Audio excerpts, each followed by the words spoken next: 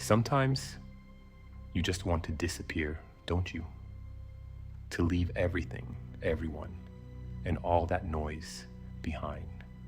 To throw your phone into a river, pull your car to the side of the road, and walk toward a place where no one knows you, where no one expects anything from you. I know this feeling. This feeling isn't a desire to escape. It's a call to come home, because the life you are living right now doesn't actually belong to you. You wake up in the morning, other people's messages. You go to work, other people's goals. You come home, you watch other people's lives. There is a constant hum inside your head. Thousands of voices are speaking. Your family, your boss, your friends, the experts on TV, those flawless profiles on social media. They are all screaming at you about what to do, how to feel, and who to be. But amidst all that noise, where is your own voice? When was the last time you heard your own voice? It's been so long that you've even forgotten the tone of your own inner voice. That is why you are weak. That is why you are indecisive. That is why, when you put your head on the pillow at night, that restlessness clings to you. Because you have severed the bond with yourself.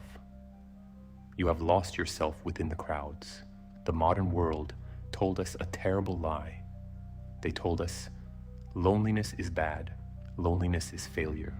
If you are alone, it means you are unloved. And so, we got scared.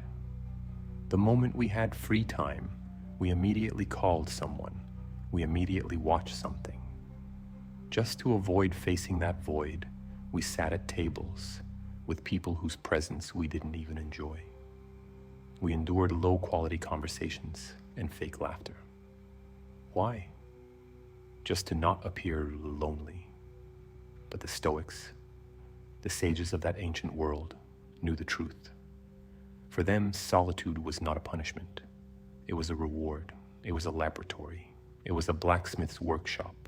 It was the place where steel was forged, where the sword was sharpened, where a man was tempered. Seneca says, for the man who is self-sufficient, solitude is more crowded than the whole world, because that man harbors an army inside him. But you, because you are empty inside, you are dependent on the outside. Today, I offer you the most radical decision of your life. I won't tell you to go live on a mountaintop. I'm going to teach you how to disappear right in the middle of the city, amongst the crowds. We call this strategic retreat, or by its modern name, monk mode. This is not an escape. This is preparation. For a while, for just a while, we will retreat into the darkness. We will weave our cocoon. And when we emerge from that cocoon, those who know us won't believe their eyes, because the man who enters will not be the same as the man who leaves.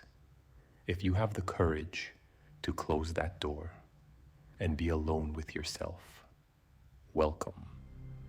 The transformation begins. First, you must understand why you need to go. Why can't you stay? Why can't you socialize and improve at the same time? Because the herd is in love with the average. Think of those 5 people around you, the friends you spend the most time with, your colleagues. They don't want you to change. They might not be doing this consciously, but subconsciously, your rise will remind them of their own failures. When you start working out, who says, never mind, let's eat today? When you want to start a business, who says, those things are risky, your salary is good? The herd. The herd wants to keep you at their level, at the average. This is called the crab bucket theory. When one crab tries to climb out of the bucket, the others pull it back down. The social circle you are in right now is your crab bucket. You talk about the same topics constantly. You make the same complaints constantly. You crack the same jokes constantly. This is an echo chamber. You keep hearing the echo of your own voice, and that's why your mind doesn't expand. Epictetus warned us centuries ago. If you rub against someone dirty, you get dirty too. Most people are thieves who steal your time, energy, and peace, and you leave your door wide open to these thieves. Think about it. What did that empty conversation you had sitting in that cafe for hours last week add to you? What new idea did you learn? What vision did you gain? Nothing. You just killed time. But time is too valuable to be killed. Time is life itself. Disappearing is necessary for this very reason. To get rid of the effects of the poison, you must distance yourself from the toxic environment. You cannot cure an alcoholic in the middle of a bar. You have to get him out of there. You are an alcoholic addicted to social validation, and to heal, you need to leave that table. This won't be easy. You will be afraid that they will forget me. You will be afraid that I will be excluded. Let them forget. Let them exclude. The people who love your current version aren't in love with your potential. They are in love with your compliance. Your future strong self won't want most of your current friends around anyway. They say the wolf gets the sheep that strays from the herd. This is a lie valid for sheep. The one who leaves the herd becomes the wolf itself. Now we take our first step away from that herd. We close the door, and we are left alone with that tremendous silence. Do you know what will happen the first day you are alone? You won't find peace. On the contrary, you will have a crisis, because silence is a mirror. And when you look into that mirror, you will see everything you've been running from. You will see the work you procrastinated on. You will see the fears you haven't faced, the pain you suppressed, the lies you told yourself. That's why people are scared to death of being alone. That's why they turn on the TV as soon as they walk into the house. That's why they can't walk without headphones, to avoid meeting that monster inside themselves. But you are a Stoic man. You are here to look into that mirror. Remember Blaise Pascal's famous quote, "All of humanity's problems stem from man's inability to sit quietly in a room alone." You will sit in that room. Let's call this period the cocoon phase. That phase is where the caterpillar turns into a butterfly. From the outside, it looks like there is no movement, static, silent, like it's dead. But inside, a tremendous biological revolution is taking place. The caterpillar digests itself, destroys itself, and rebuilds itself. It is painful. It is difficult. But this is the only way to have wings. Look at all the great men in history. The revelation didn't come to Prophet Muhammad until he retreated to the cave of Hira. When the university closed due to the plague and Newton was shut in at home, he discovered the law of gravity. Musashi wrote the Book of Five Rings while swinging his sword alone in a cave. Marcus Aurelius wrote Meditations while all alone in his tent on the battlefields. All of them, they all disappeared for a period because great ideas are not heard in the noise of the crowds. Great power is not sold in the marketplace. That power is built only and strictly in the deep silence of solitude by you with your own hands. You know that pain of loneliness you feel right now? That is growing pain. Just as bones ache when they grow, the soul aches when it grows. Don't run from that pain. Embrace that pain. That pain is telling you The old you is dying. The new you is being born. Live this process not as mourning, but as a celebration. So what will we do inside this cocoon? Will we just stare at the wall? No. This isn't a waiting room. This is a training ground. Now we will talk. The first rule of the strategic retreat is detox. Think of your mind like a field. For years, everyone threw trash there. News, gossip, fears, ridiculous trends. Your field is full of weeds. Before planting something new, you must clear these weeds. The disease of the modern world is FOMO.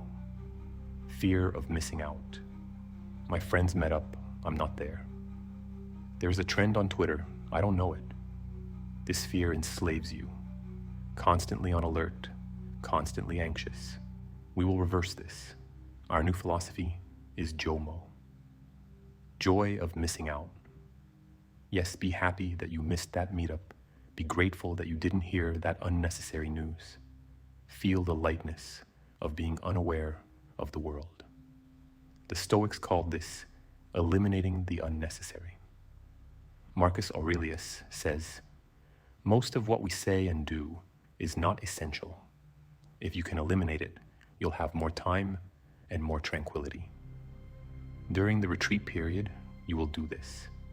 You will turn off notifications. You will delete unnecessary apps.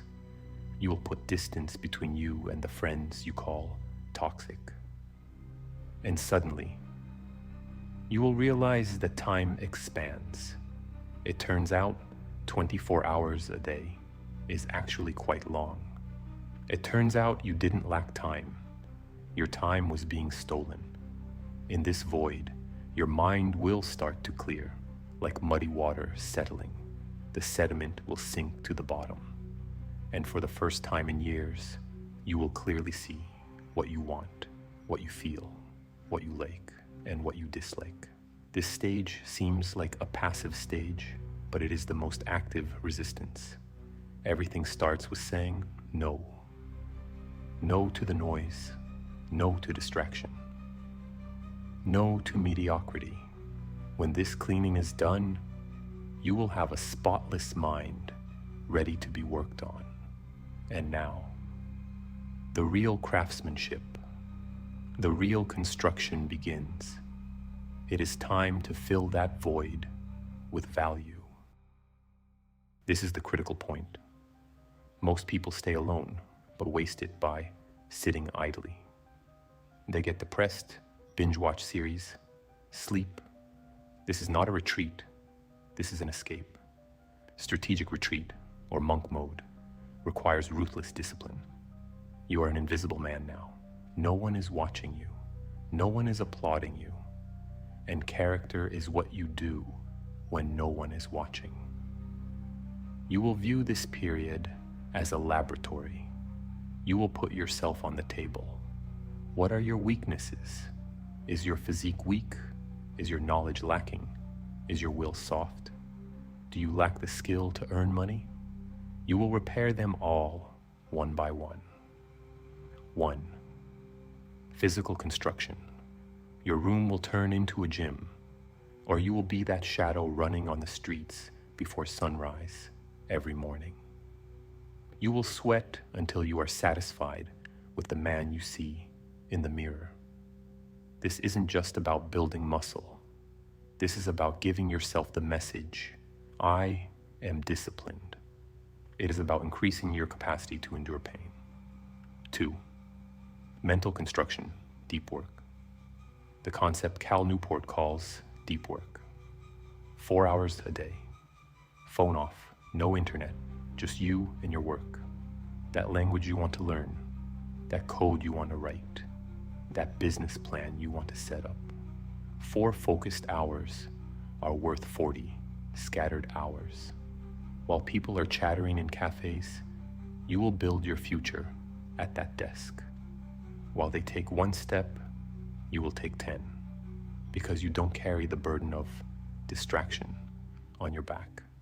3. Spiritual construction, Stoic reading. Every day you will talk to the dead. You will confide in Seneca. You will debate with Epictetus. Books. They will be your new mentors. You will replace those visionless friends around you with the greatest minds in history. As their sentences enter your mind, your speech will change. Your perspective will change. Your stance will change. Don't tell anyone what you are doing during this process. Don't post stories saying, "I'm in retreat, working hard." Secrecy increases power. Let them think you died. Let them think you failed. Work in the shadows. Grow in silence. Like a seed cracking silently under the soil. Wait for the moment you will emerge into the sun. Will this intense work tempo tire you?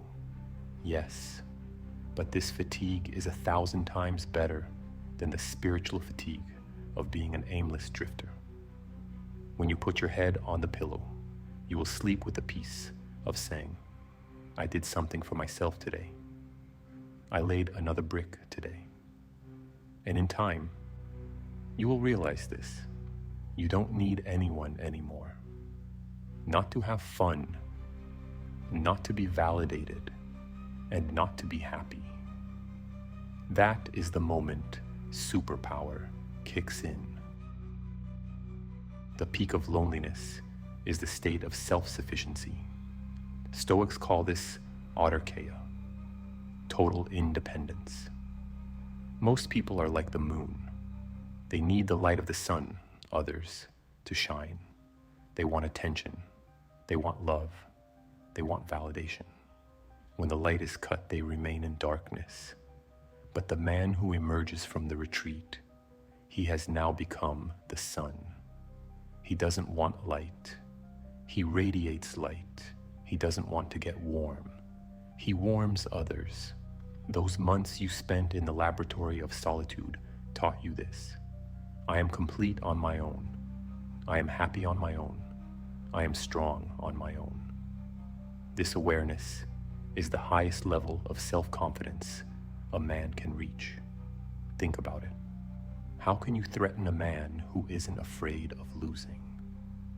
How can you manipulate a man who isn't afraid of being alone? If they say, "I'll leave you," you say the door is there, because you are already friends with that void. If they say, "We will exclude you," you laugh it off, because you already live in your own kingdom. This stance, paradoxically, draws people to you. People admire the man who is not needy. People want to orbit around that sun, which has its own orbit, its own gravity. As you run from people, they will come to you. As you stop caring about validation, they will line up to validate you, because the world longs for men who are self-sufficient, who know where they are going, and who are not afraid of loneliness. In that void, in that silence, you became the master of your own soul.